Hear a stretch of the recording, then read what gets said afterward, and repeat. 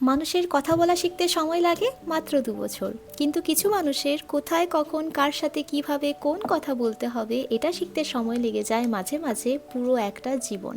তারপরেও তারা বুঝে উঠতে পারে না, শিখে উঠতে পারে না কোথায় কিভাবে কি কথা বলা উচিত, কেন বলা উচিত এবং কখন বলা উচিতই না।